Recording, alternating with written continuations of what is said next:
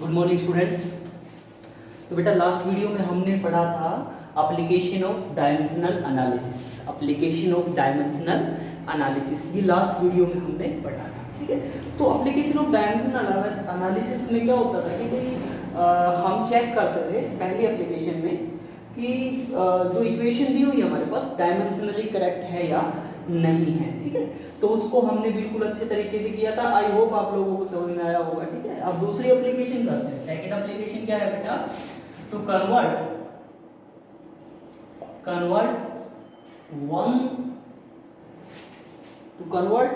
One system of units into another. एक system of unit को दूसरे सिस्टम ऑफ यूनिट में कन्वर्ट करना। वन सिस्टम ऑफ यूनिट को दूसरे सिस्टम ऑफ यूनिट में कन्वर्ट करने का मतलब क्या बेटा? जैसे मान लो आपके पास दिया हुआ है, क्या दिया हुआ है? ये है, मान लो 10 जूल है बेटा। कितना दिया हुआ है? 10 जूल दिया हुआ है। और आपने को बोला जाए कि भैया इसको है ना जूल को अर्ग में कन्वर्ट करो। किसमें करो? अर्ग CGS unit, joule is SI unit. ये क्या है? SI unit. और ये क्या है? CGS unit. मतलब अपने को जूल को अर्ग में कन्वर्ट करना है, मतलब एसआई सिस्टम को सीजीएस सिस्टम में कन्वर्ट करना है। तो 10 जूल कितने अर्ग के बराबर होगा? अपने को इसका वैल्यू पता लगाना है। अपने को किसका वैल्यू पता लगाना है? इसका वैल्यू। तो समझ में आया कंसेप्ट? दोबारा से सुनो। जैसे दे दिया जाए 10 न्यूटन कितने डायन के बराबर होता है, ठीक है। Means Newton is SI unit. Newton क्या है? एसआई यूनिट है। डायन क्या है? सीजीएस यूनिट है। डायन क्या है? सीजीएस यूनिट है। मींस अपने को एक सिस्टम को दूसरे सिस्टम में कन्वर्ट करना है, तो अपने को अगेन इसका वैल्यू निकालना है। तो ये वैल्यू कैसे निकालते हैं? ये हम डायमेंशनल फॉर्मूला की हेल्प से निकालेंगे बेटा, ठीक है। तो उसका तरीका देखते हैं एक बार। तो ये दूसरी एप्लीकेशन क्या है अपनी? वन सिस्टम ऑफ यूनिट को दूसरे सिस्टम ऑफ यूनिट में कैसे कन्वर्ट करते हैं। देखो, अब आप लोगों को पता है फिजिकल क्वांटिटी को हम क्यू से रिप्रेजेंट करते हैं। किससे रिप्रेजेंट करते हैं? क्यू से। तो क्यू किसके बराबर होता है? n1 u1 plus is equal to n1 u1 is equal to n2 u2। Means n1 हमारे पास एक मैग्नीट्यूड होता है, मींस नंबर होता है। u1 क्या है? यूनिट है, ठीक है। दूसरे सिस्टम में हम इसको n2 u2 लिखते हैं। n2 इज दूसरी यूनिट, मतलब ये SI है तो ये CGS हो जाएगी। अगर ये CGS है तो ये क्या हो जाएगा? SI हो जाएगी, ठीक है। और ये n2 नंबर है। मैंने आपको बताया था अगर यूनिट चेंज हो जाती है तो नंबर भी क्या हो जाएगा? चेंज हो जाएगा। अब अपने को देखो, मान लो n2 का वैल्यू निकालना है। किसका वैल्यू निकालना है? n2 का। जैसे सिमिलरली 1 न्यूटन कितने डायन के बराबर होता है? कितने डायन के बराबर होता है? 1 न्यूटन कितने डायन के बराबर होता है? तो ये जो है ना न्यूटन, ये 1 तो हो गया अपने पास बेटा n1। ये क्या हो गया? u1, ठीक है। n2 का वैल्यू निकालना है, डायन हो गया u2। तो ये वैल्यू निकालना है, ठीक है। तो चेक कर लेते हैं एक बार कैसे करते हैं इसको। बहुत ही आसान तरीका है। सबसे पहले तो डायमेंशनल फॉर्मूला लिखना होता है। डायमेंशनल फॉर्मूला किसका? फिजिकल क्वांटिटी का। किसका? Dimension formula of physical quantity. Physical quantity का डायमेंशन फॉर्मूला अपने पास, मान लिया बेटा अपने पास कितना है? m1 की m की पावर a, l की पावर b और t की पावर c है, ठीक है। ये डायमेंशन फॉर्मूला है। m की पावर a है, l की पावर b है और t की पावर कितनी है? c। अपन ने क्या किया? अपनी तरफ से कुछ नहीं किया है, सिंपली जस्ट अज्यूम किया है। a b c की टर्म में इसके डायमेंशंस हमने अज्यूम किए हुए हैं, ठीक है। तो ये हमने अज्यूम किया हुआ है m की पावर a, l की पावर b और t की पावर c, ठीक है। अब देखो m ने इसको कैसे लिखा? n1 u1 is equal to n2 u2, ठीक। तो n1 एज इट इज, ठीक है। डायमेंशन फॉर्मूला यूनिट एस किसी भी सिस्टम, मान लो एक सिस्टम है कोई भी, तो इसमें हम क्या लिखेंगे?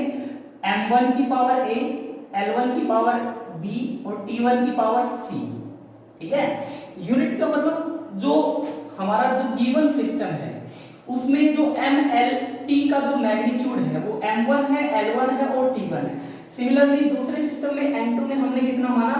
m2 की पावर a, l2 की पावर b और t2 की पावर c। देखो डायमेंशंस हमने सेम रखे हुए हैं, डायमेंशंस चेंज नहीं किए, सिर्फ चेंज क्या यूनिट। तो यूनिट चेंज हुआ तो mlt का मैग्नीट्यूड भी क्या हो जाएगा? चेंज हो जाएगा, ठीक है। अब यहां से किसका वैल्यू निकालना है? n2 का, है ना।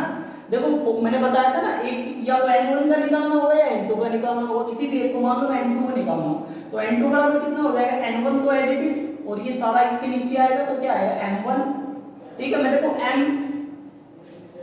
a पावर वाले और b पावर वाले और c पावर वाले एक साथ लिख रहा हूं, m1 upon n2 power a, l1 upon l2 power b और t1 upon t2 power c हो जाएगा, ठीक है। ये हो गया अपने पास n2 is equal to n1 m1 m2, ठीक है। तो ये फॉर्मूला आ गया बेटा अपने पास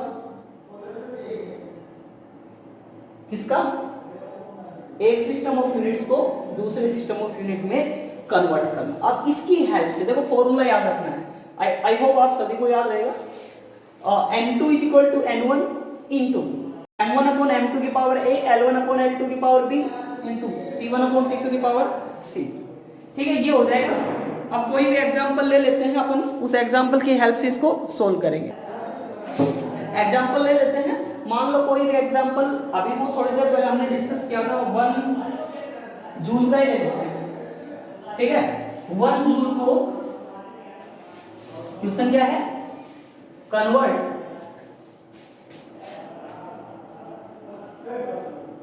कन्वर्ट 1 जूल इनटू अर्ग, 1 जूल को अर्ग में कन्वर्ट करो, ठीक है। तो सबसे पहले तो अपने दिमाग में ये आना चाहिए भैया जूल है वो किसकी यूनिट है। तो यहाँ पे सॉल्यूशन के लिए क्या करेंगे, देखो क्वेश्चन है हमारा कन्वर्ट 1 जूल इनटू अर्ग, तो सॉल्यूशन के लिए क्या करेंगे, देखो इसके लिए बड़ा ही आसान है, ठीक है। जूल किसकी यूनिट है, एनर्जी की, किसकी यूनिट है, एनर्जी की। पहला स्टेप क्या है, सबसे पहले ये देखना है कि किस यूनिट को, किस फिजिकल क्वांटिटी को कन्वर्ट करना है। तो किस फिजिकल क्वांटिटी करना है, एनर्जी को। तो एनर्जी का डायरेक्शन फॉर्मूला लिखा हमने, क्या होता है एनर्जी का, m एनर्जी का वही होता है जो वर्क का होता है ना, mL2T-2। तो ये आ गया भैया अपने पास किसका डायरेक्शन फॉर्मूला, एनर्जी का। अब देखो जूल को अर्ग में कन्वर्ट करना है, ठीक है। देखो जूल एसआई सिस्टम है, जूल कौन सा सिस्टम है, एसआई, ऐसे लाइन लगा लो। दूसरी तरफ क्या है, सीजीएस सिस्टम है, दूसरी तरफ क्या है, अर्ग सीजीएस सिस्टम है, ठीक है। तो फॉर्मूला क्या होता है आपके पास, n2 is equal to n1 into m1 upon m2 raise to the power a, l1 upon l2 raise to the power b and t1 upon t2 raise to the power c, ठीक है। Now m1 का value यहां पे रखना है, इधर t1, इधर m1, इधर रखना है l1 का वैल्यू, L1 का इधर रखना है T1, ठीक है। यहाँ N2 हो जाएगा, ये L2 हो जाएगा और ये हो जाएगा T2, ठीक है। ऐसा ही सिस्टम में जो मास होता है उसकी यूनिट क्या होती है भैया, किलोग्राम होती है, नहीं होती, मैंने बताया था आपको। ऐसा ही सिस्टम में मास का वैल्यू, मास का यूनिट क्या होता है, किलोग्राम। लेंथ का होता है मीटर, 1 मीटर, और टाइम का होता है 1 सेकंड। लिख दिया मैंने, पहला स्टेप ये हो गया, मास का यूनिट किलोग्राम, लेंथ का मीटर, टाइम का सेकंड। सिमिलरली सीजीएस सिस्टम में मास का कितना है, मास का वही ग्राम होता है, क्या होता है, ग्राम होता है। सीजीएस सेंटीमीटर ग्राम सेकंड नाम से ही पता चलता है, सेंटीमीटर ग्राम और सेकंड, ठीक है। तो लेंथ की कितनी होती है, सेंटीमीटर होती है, और टाइम की कितनी होती है, सेकंड होती है, ठीक है। ये स्टेप हो गया अपना क्लियर, ठीक है। ये 2 स्टेप करने के बाद, ठीक है, 2 स्टेप करने के बाद तीसरे स्टेप पे आ रहा है, इस फॉर्मूला में यूज करोगे, ठीक है। नाउ n2 बराबर n1 कितना है, n1 का वैल्यू 1 जूल है ना, तो n1 तो हो गया 1, m2 कितना हो गया, m1 कितना है, m1 है 1 किलोग्राम, m1 कितना है 1 किलोग्राम, m2 कितना है ग्राम, ठीक है। m2 कितना है 1 ग्राम है, ठीक है। इनका भी 1 लगा लो, ठीक है।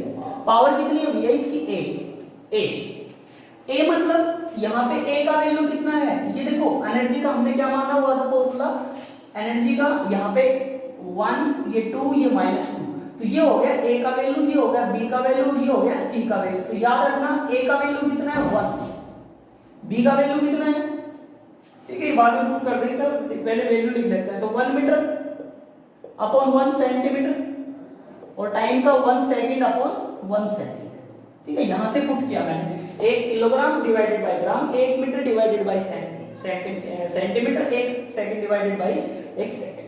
ठीक है, तो देखो अब a का वैल्यू 1 है, b का वैल्यू 2 है और t का वैल्यू -2 है, पावर चढ़ा दिया। ठीक है, अब देखो ऊपर नीचे अपने को ये यूनिट से कैंसिल आउट करनी है, तो किलोग्राम को ग्राम में कन्वर्ट करना है, किलोग्राम को किस में कन्वर्ट करना है, ग्राम में।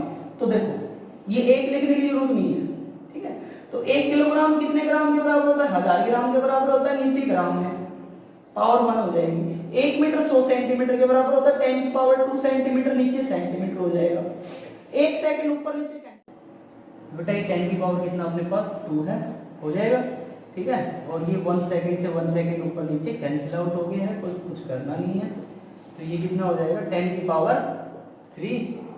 ठीक है, यहाँ सीधा लिख लेते हैं इसको, 10 की पावर 3 है इनटू ये 10 की पावर 4 है। देखो बेटा 10 की पावर 2 ये है और ऊपर 2 ऊपर लगा हुआ है। ठीक है, तो 10 की पावर 4, तो मतलब n2 का वैल्यू अपने पास 10 की पावर कितना आ जाएगा, 7 आ जाएगा। ठीक है, मींस अपने पास क्या आ गया, ये आ गया कि जो 1 जूल है, देखो ये रहा 1 जूल कितने अर्ग के बराबर हुआ, 10 की पावर 7 अर्ग के बराबर हो गया। ठीक है, ये आ जाएगा, बहुत ही आसान सा है। ठीक है, तो इस प्रकार से अपने को कन्वर्ट करना है।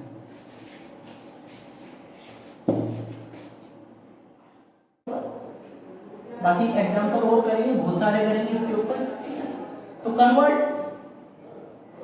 1 न्यूटन किसको किस में कन्वर्ट करना है, 1 न्यूटन को डायन में कन्वर्ट करना है, मतलब 1 न्यूटन कितने डायन के बराबर होता है। तो तरीका सेम आपका, न्यूटन किसकी यूनिट है, सबसे पहला स्टेप क्या होता है, सबसे फर्स्ट स्टेप ये देखो किस फिजिकल क्वांटिटी है को कौन से सिस्टम में कन्वर्ट करना है। तो फिजिकल क्वांटिटी हमारे पास फोर्स है, क्योंकि न्यूटन किसकी यूनिट होती है, फोर्स की।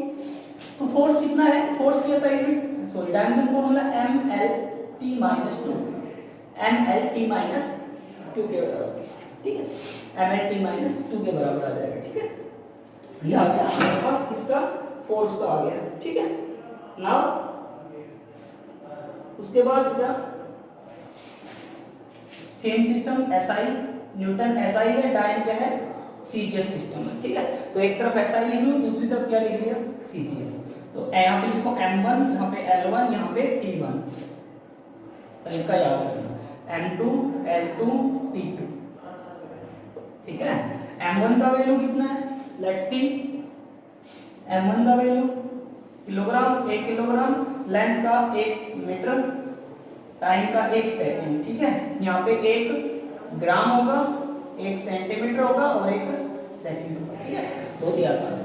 अब n2 बराबर formula n1 into m1 upon m2 की power a, l1 upon l2 की power b and t1 upon t2 की पावर c, ये हो जाएगा। ठीक है, सेम फॉर्मूला है जो हमने पीछे इस्तेमाल किया था, बाकी कुछ नहीं करना, जो वैल्यूज है m1 की, m2 की, l1 की, l2 की, t1 की, t2 की, इसमें यूज करते हैं। तो n1 कितना है, 1 न्यूटन है, तो लिखने की जरूरत नहीं है, 1 को लिख लो, चाहे मत लिख को लिख लेते हैं, चलो आपकी तसल्ली के लिए। ठीक है, तो m1 का मान कितना है, 1 किलोग्राम, ये कितना है 1 ग्राम, ये कितना है 1 मीटर, नीचे कितना 1 सेंटीमीटर, ये कितना है 1 सेकंड, नीचे भी 1 सेकंड। ठीक है, अब देखो ABC का वैल्यू कितना है, ये A का वैल्यू ये 1 है, ये 1 है, ये -2 है, तो A का वैल्यू 1, B का वैल्यू 1 और T का वैल्यू -2। अब बहुत सारा मतलब बिल्कुल सेम टू सेम प्रोसेस है जैसे पिछले में किया था, यूनिट्स ऊपर नीचे कैंसिल आउट करनी है, तो किलोग्राम को ग्राम में कन्वर्ट कर लो, चाहिए ग्राम को किलोग्राम में, मैं किलोग्राम को ग्राम में कन्वर्ट कर रहा हूँ, तो 1 को हटा दो, अब किलोग्राम 10 की पावर 3 ग्राम के बराबर होता है, नीचे ग्राम है, पावर कितनी है 1 है, 1 मीटर कितने के बराबर होगा, सेंटीमीटर, तो 10 की पावर 2 डिवाइडेड बाई सेंटीमीटर। ठीक है, 1 है, 1 सेकंड ऊपर नीचे कैंसिल आउट हो जाएगा, कुछ करने की जरूरत नहीं है। ठीक है, तो ग्राम से ग्राम खत्म, सेंटीमीटर सेंटीमीटर कितना आएगा, ठीक है 10 की पावर 5 आ जाएगा, कितना आ जाएगा 10 की पावर 5 आ जाएगा। ठीक है, ये अपना हो गया डायरेक्शन फॉर्मूला। तो n2 का वैल्यू आ गया अपने पास, यहाँ पे बता सकते हैं कि 1 न्यूटन होता है वो 10 की पावर 5 डायन के बराबर होता है। ठीक है, ये आ जाएगा। ओके, ठीक है बेटा।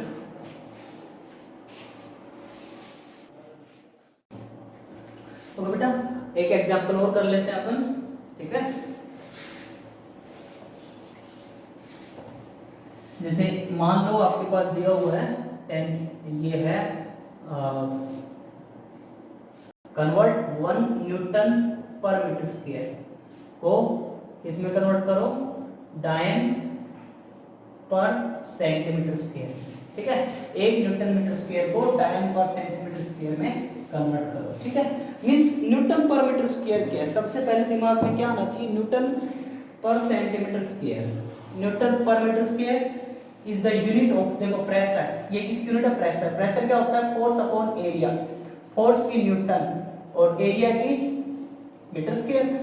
तो न्यूटन पर metre square is the unit of pressure. Means अपने को क्या करना है, प्रेशर की ऐसा यूनिट को सीजीएस यूनिट में कन्वर्ट करना है, थोड़ा ये आसान है। प्रेशर का डायमेंशन फॉर्मूला लिखो। देखो अगर डायमेंशन फॉर्मूला याद नहीं हो तो क्या करना है, निकाल लेते हैं। ये दिख रहा है कोड, ठीक है। तो फोर्स अपॉन एरिया, फोर्स का क्या होता है ml2 t minus sorry ml1 t minus 2 divided by area का L2 हो जाएगा। ml t माइनस 2 नीचे क्या है एरिया। तो डायमेंशन फॉर्मूला क्या होगा ml, ये ऊपर जाएगा, देखो ऊपर 1 है, नीचे +2 है, +2 ऊपर जाएगा -2, तो 1 -2 -1 बचेगा, तो t की पावर कितना आएगा -2 आएगा, ठीक है। तो ml -1 t -2, तो ये आ गया ml -1 t -2 is the dimension formula for pressure, ठीक है। याद रखना ml -1 t -2, ठीक है। अब इसको किस में कन्वर्ट करना है, डायन में। देखो सेम प्रोसेस, एसआई यूनिट इस तरफ, सीजीएस यूनिट। एसआई का n1 t1 n2 n2 और ये t2, बहुत ही आसान है। m1 को किलोग्राम, ठीक है, और मीटर, इधर सेंटीमीटर, और ये कितना है ग्राम, 1 ग्राम 1 सेंटीमीटर और 1 सेकंड, ठीक है। पुट करो, फॉर्मूला आपको पता ही है, n2 बराबर n1 into m1 upon m2 l1 upon l2 और t1 अपॉन t2, ठीक है। ये a पावर, ये b पावर और ये c पावर। तो n2 का वैल्यू, ये फॉर्मूला है, n2 का वैल्यू निकालना है। तो n2 देखो, n1 का value 1 kilogram, 1 kilogram divided by 1 gram, power हो जाएगी कितनी है 1 है, l1 अपॉन l2 मतलब 1 metre, 1 metre upon 1 centimetre, power कितनी है -1 है, ठीक है। और टाइम कितना है 1 सेकंड अपॉन 1 सेकंड, पावर कितनी है -2 है, ओके। तो देखो अब फिर से सिस्टम को सेम करना है, ठीक है। ये कितना 1 किलोग्राम अपॉन 1 ग्राम था, तो किलोग्राम 10 की पावर 3 डिवाइडेड बाई ग्राम, ठीक है। ये 1 पावर, 1 मीटर मतलब 10 की power 2 centimetre divided by 1 centimetre -1, 1 second ऊपर नीचे कैंसिल आउट हो जाएगा, कुछ करने की जरूरत नहीं है, छोड़ो इसको, कहानी खत्म, ठीक है। तो ये क्या बचेगा, देखो ग्राम से ग्राम खत्म, सेंटीमीटर सेंटीमीटर, 10 की पावर 3 इंटू 10 की पावर कितना हो जाएगा -2 हो जाएगा, कितना हो जाएगा 10 की पावर -2, ठीक है। तो बेटा n2 का मान कितना आ जाएगा 10 की पावर 10 आ जाएगा, कितना आ जाएगा 10 आ जाएगा। मींस जो 1 न्यूटन पर मीटर स्क्वायर को क्या लिख सकते हैं, पास्कल लिख सकते हैं ना। तो 1 pascal is equal to 10 dyne पर सेंटीमीटर स्क्वायर, ये आ गया। 1 newton is equal to 10 centimetre, 10 dyne पर सेंटीमीटर स्क्वायर।